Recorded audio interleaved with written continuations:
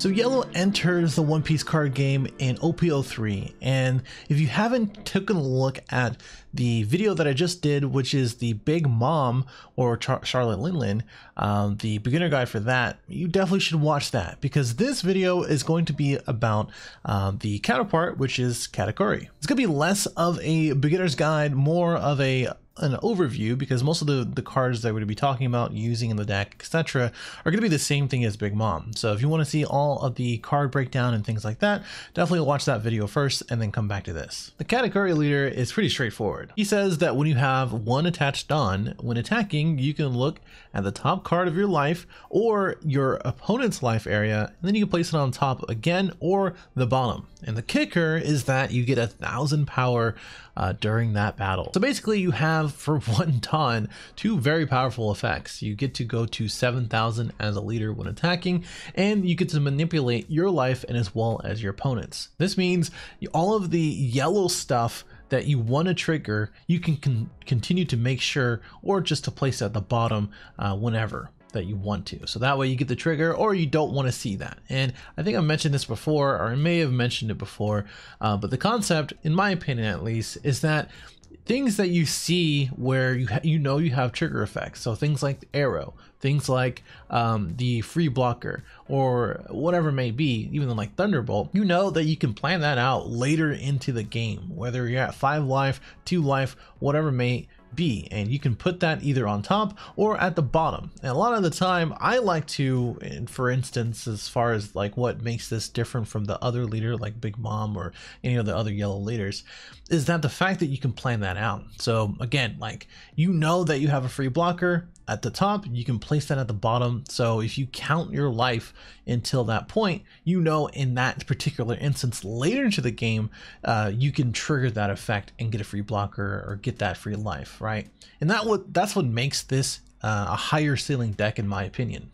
And of course, don't forget that you can do the same thing for your opponent. So if you know you see a jet pistol against a red player or a green player having Pump Gibson, anything like that, you can place it at the bottom and just avoid that problem, or you can place it on top and force them to trigger that effect right here and there, knowing that you don't have anything on board that would be significant to that. But again, you're gonna have to be very careful in counting that life and knowing where that position of that life is later into the game. You don't really have to talk about any of the cards, since again the Big Mom beginner guide has all of that. We're going to take a look at the deck list, some gameplay of a couple of games, and then my final thoughts on Katakuri.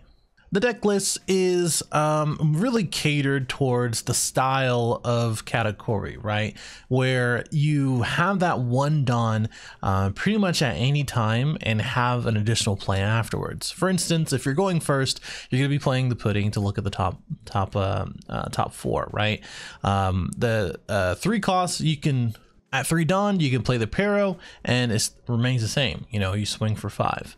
After that, you can end up doing 1 Don underneath, swing for 7, look at the top life of yours or your opponent's, and then play either a Cracker or a 4/6 skillless or a Katakuri. And then onward in this deck, specifically at least, I like to play the 7 cost Linlin as much as possible. 7 Don onwards, and play into the 10 drop Linlin. I personally also think that it might be a little bit more beneficial to go second in this deck. Again, it's more catered to the 4s if you want to play the 4s, or it's more catered to putting 1 Don underneath and swinging, and then playing the Pero, and then on 6 Don you can play a Pudding, play a 4 cost, and swing for 7 as well. So I think going second in this deck is a little bit more efficient and gives you a few more options, especially with the leader effect. But if you know that it gives you a little bit more advantage to get more bodies sooner, like if you're going against Zoro or something like that, then it might be beneficial to go first. I would suggest to play the deck and see what works for you as far as different matchups, because that's really what's going to come down to this leader. You know, just being a little bit more versatile and having a higher ceiling, and just being able to have that effect of your leader to manipulate how life works throughout a match. But let's try to get into some gameplay, and I'll talk through a little bit more of that. All right, we're gonna start out with this video first. This is gonna be against Kuya Chris. Hey, shout out to my Filipino people, using Ace. And this one was interesting. I chose to go first simply because I think Ace's curve is better going first, so I'd rather have him going second. So it just makes more sense. Plus this hand here also just kind of worked out to be better. You don't really want to play Brule, but I wanted to keep it with or for Charlotte Pudding. So like worst case scenario, if I don't find anything, which I did find a few different options here, I just took another Skilless, which honestly, he can Jet Pistol, he can Flame Emperor, he can do a lot of different things here. But I went ahead and just swung 8 to 9, which is just going to be pretty much uncounterable at this point, unless he wants to waste 2 or 3 cards, right? And I did see that there was the Charlotte at the top. So I know that I kind of want that. You don't really want to open with one, but you do want to see a 10 drop sometime or another within the next 2 or 3 turns. Here he's swinging for 6 after he uses the Makino. That's an easy 2k counter. You really want to get out of these easy ones, so that way you take the harder ones like the 9s, the 7s, etc. But this is an easy one because it was just 1. Now my hand doesn't look amazing, but I'm gonna go ahead and just swing. I was trying to decide where the best place would be for that. And the Makino is probably more value than me giving him a card or trying to advance the game state of just in general. It just felt better to get rid of the Makino because he's just going to use it again. Plus I can just use something else or someone else like a character to swing into that buggy anyway. And usually the buggies aren't that bad. They're going to be 5 or 6Ks. An Ace, it's a lot harder because they just use the Makinos and they go 7 pretty easily with the leader effect. But an Ace, they're just beaters. And I think Ace also wants to, like in these early turns, wants to use these the Marcos early on too. But he went ahead and used the Crossfire and then Seaquake, which are just 2 cards out of his hand for one of the cards that I played. So that I'm cool with that. Plus I only lost 1 life, so I'm cool with it. So I went ahead and played the 7-drop Linlin, which this is good because I got back a life, which is basically just another draw / trigger effect instead of him losing a life. So he went ahead and Flame Emperored, which is super annoying. And I said, sure, we take those, which meant I got a free blocker, which feels a lot better than not doing that. I really didn't have too much of an option here. Like my hand, if you look at it, I could play the Skilless and as well as Cracker, which is nice. Those 2 are, I think in retrospect, it's probably a little bit better than just putting the blocker, because now obviously we both know that the blocker is going to come down and you can easily Seaquake it or use a Marco to get rid of it. But at least I can sort of understand where his Dawn is going to be at the end of the day. But having an AK body means he has to resort to Flame Emperoring again. So again, retrospect, I think it's probably okay for me to play the 2 bodies. But I think having an AK body, it's going to be a lot harder for him to either find a Flame Emperor again or to reduce it and then get rid of it. But here is interesting. One of the things I mentioned in the previous video, as well as I think this one, is that that you're going to be running into a Fire Fist here, right? So the decision is made where do you want to activate it now, as in that there's no 5k on board, and then not going to be affected by it and forcing him to take it because this is going to go to 7. I went ahead and placed it on top. Obviously I was making that decision there. He now knows that he has a Fire Fist. I now know he has a Fire Fist, so that means he has to use the one that minuses 4k, I do believe, to use that Fire Fist, or he can Otama Jet Pistol. He can do a lot of different things to get rid of this 8. But that also means Dawn Commitment, which means he also is a little bit behind because he's not really advancing anything. He's going to be using cards out of his hand to get rid of stuff, which he is going to use the Crossfire into the Fire Fist, which is 3 cards out of his hand and 4 Dawn used. He's using a 7 here. I know that I have a blocker, so I went ahead and just used it. And now I have a decision of, okay, do I want to establish another skill list? Do I want to play the Lin Lin? There's a few things that I can do here, but I went ahead and just play the Lin Lin. If a a Big Mom or a Katakuri is just swinging 5 with 10 up, you know a Lin Lin's gonna come down. So don't take that life. Just defend against it, easy, and then just go from there. But he Marco's here. I have that free life, so it's not too big of a deal if I take this. I do have a trigger effect, which I think I end up using. The Brule just goes because he just has so many ways to get rid of it, so there's no point of doing that. I swing 7 here, which I just take a life to bring to 9. He only has 4 cards in hand, which means he has to Radical Beam and then get out of it that way. But I'm just trying to count here and leave up 2 for my Ikuku. And that's kind of like the biggest thing here. And there you go. So I'm going 12 here to a 5. He takes it, and then we just go 14, and that's a GG. There you go. All right, next up we have Zoro, which this one I wanted to include because it didn't go the way that I wanted to. It was very close, and I enjoyed the match in general. And just to go back for a second, I did choose to go first. So I think it really doesn't matter. I'm not sure where Zoro is in the first or second. I think he's good either way. He has good first or second first turn plays, and the curve out is not too bad either way, because especially if you're playing the Whitebeard stuff, there's a lot of like even numbers for going second, and there's a lot of like 1s and 2s that help you, you know, go first. So it doesn't really matter in this matchup in general.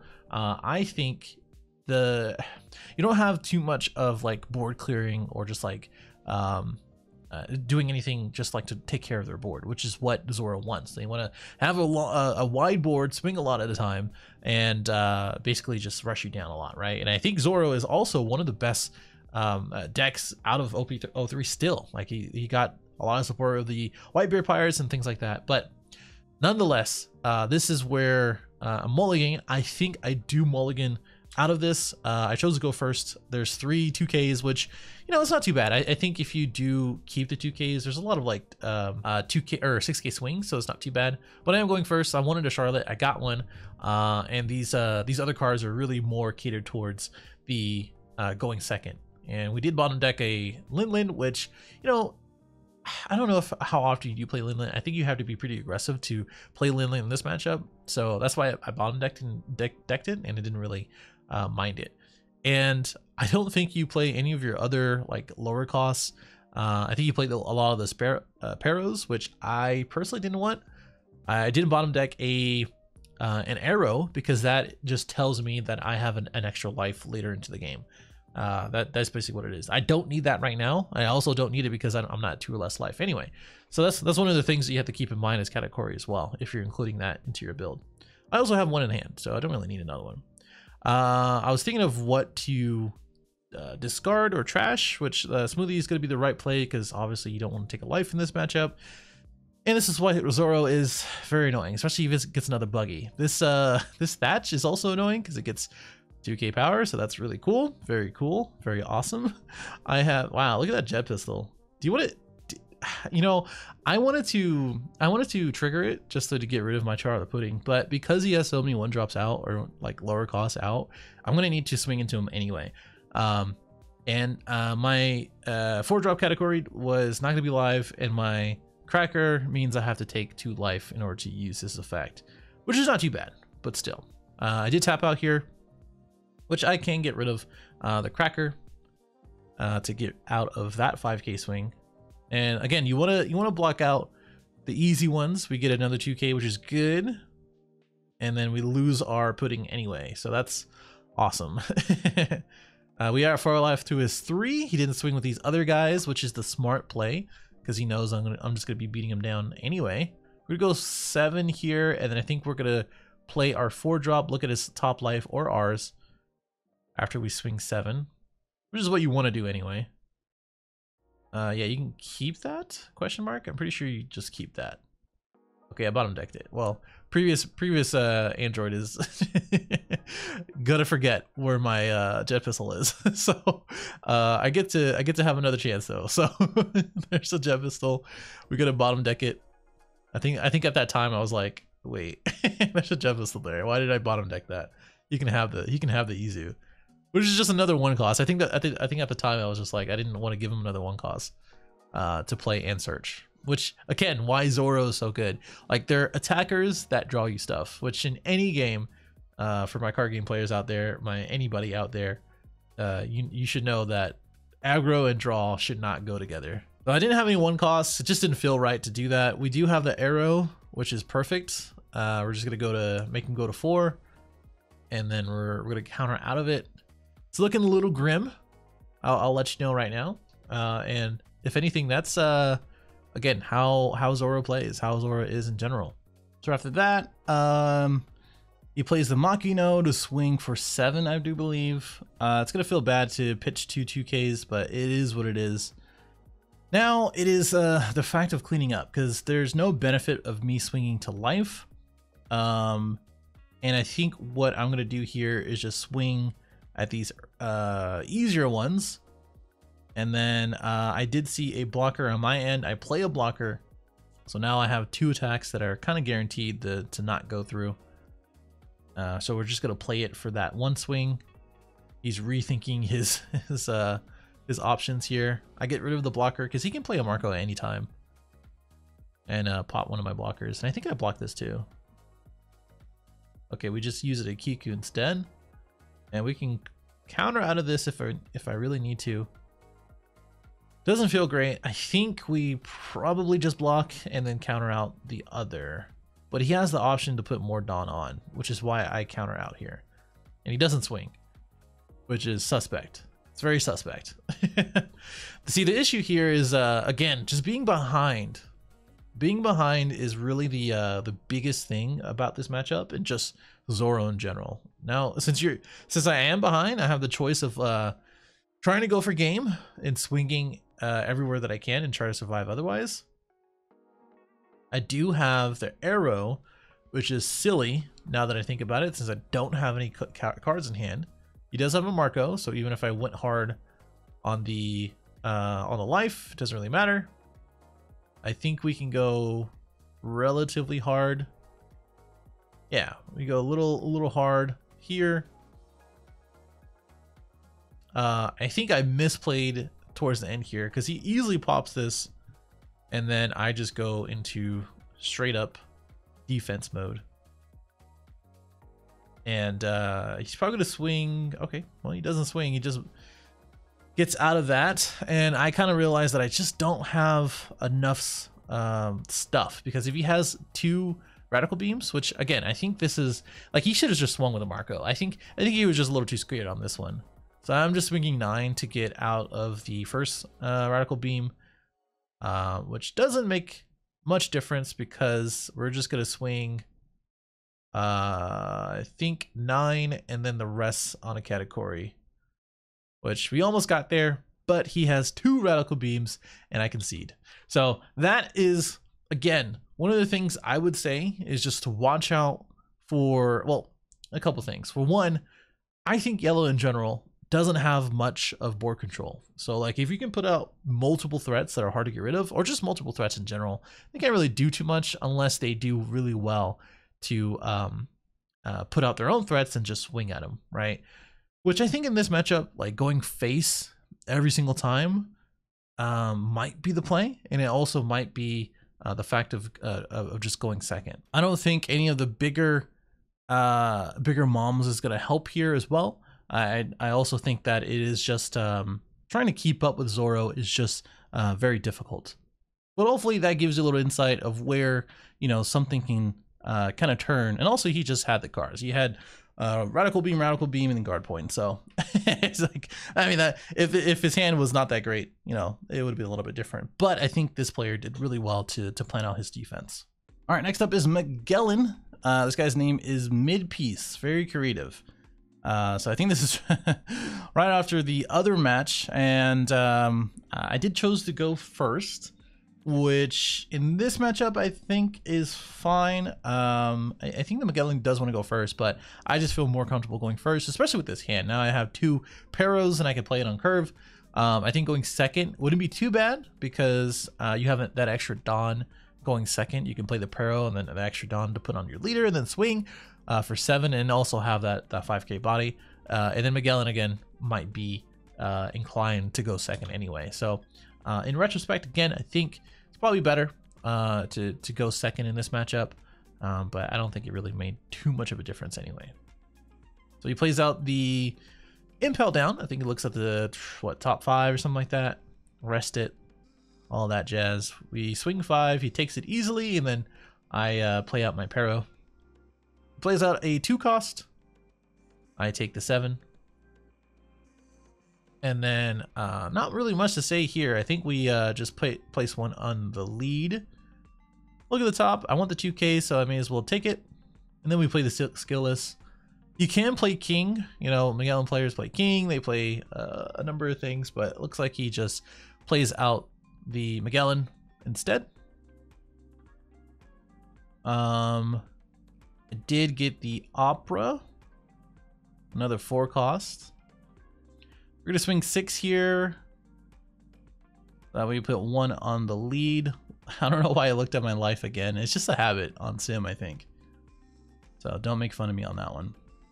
I'm trying to think of what the best play is here. I wanted to Thunderbolt and then just play out my Pero. So I think that's just ended up what I was doing. I didn't want him to have another attacker to swing at my Opera, my skillless. And he started playing his 2k Saudis to play out these, I think the 4k blockers. I'm pretty sure those are the blockers, not the double attack.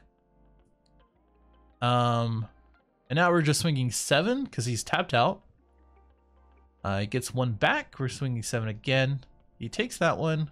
I don't have anything to use on my Dawn. I just take a look at his life just cuz. I also grab the Lin because that's what I want to play next turn. Depending on how this goes, because he's at 0 life, right? So I probably don't play the Lin now that I think about it. I think we're just gonna protect our characters. And he uses the X-Drake. I think this player just ended up playing too many of his 2Ks throughout this game, right? I think that's the biggest thing. He's just matching here, which doesn't really do too much. I just get out of it pretty easily.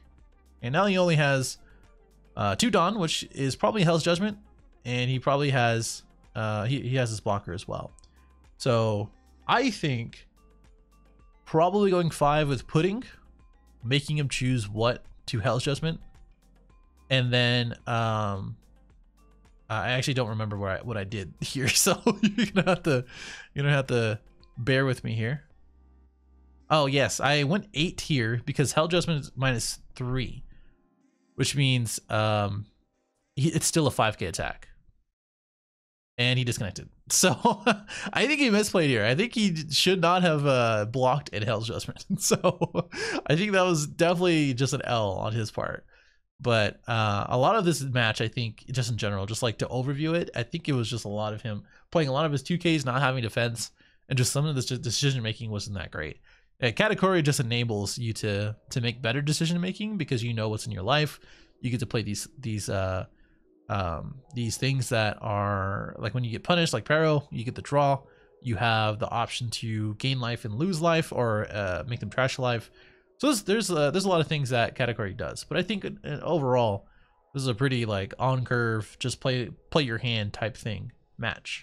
Okay, so this last match is actually Garp. This is the best of 3. I won 1, he won 1, so we were rematching.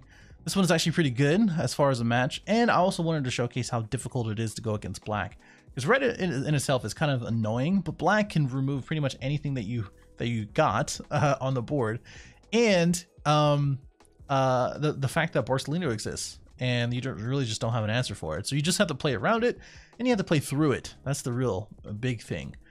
Here, he did choose to go second, which makes sense. He's a black deck, and he has black cards, so obviously it's a little bit better of a curve anyway.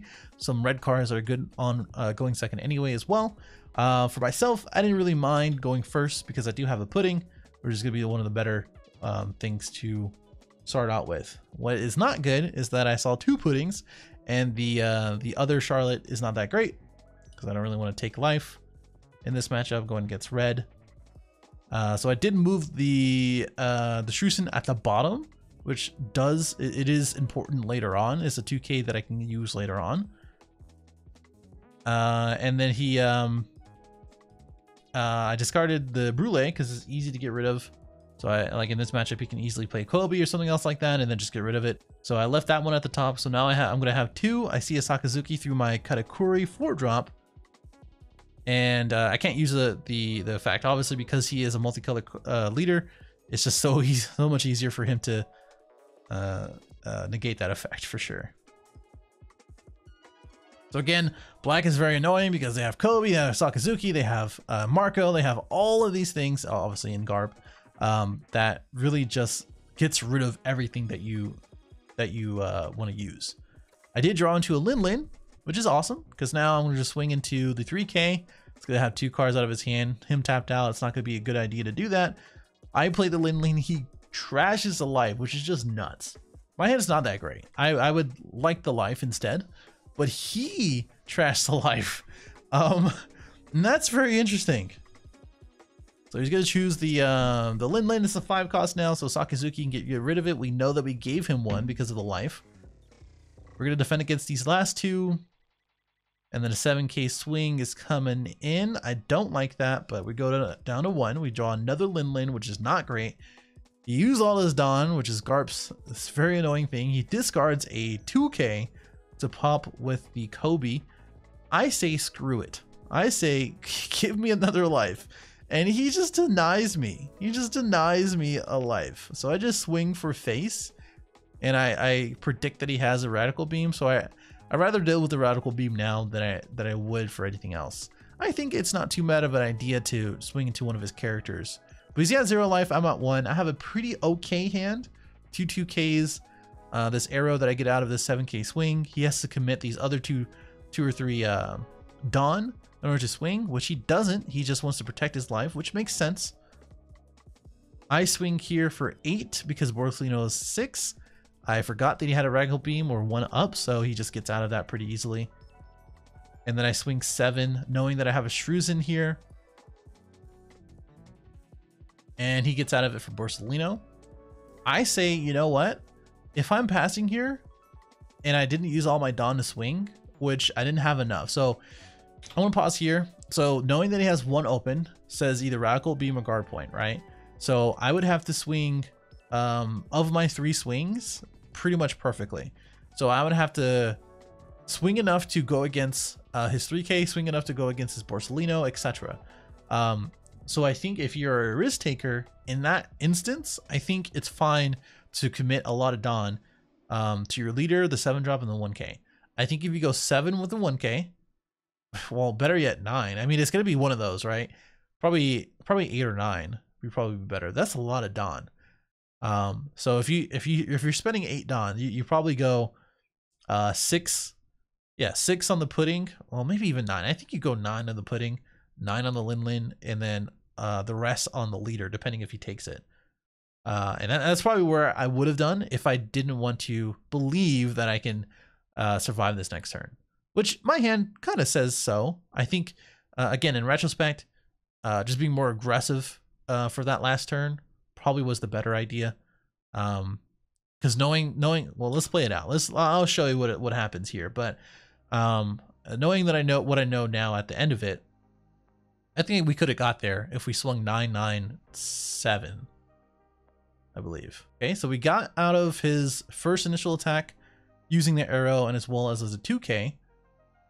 We're swinging here for 5. We get out of that as well. And then I think he swings 5 here. Okay, so we know a couple of different things. So I think he's deciding that right now too. He's trying to do the math. So he is thinking that if I have 3 cards, I need every one of those to be able to have counter and have enough. So if I do, then I should be okay. If I don't, which he is taking that risk, I'm going to take it, and then I'm going to be able to I'm going to lose. So what I did in response, which again, like in retrospect, this last turn I probably should have been more aggressive instead of not playing not to lose, right?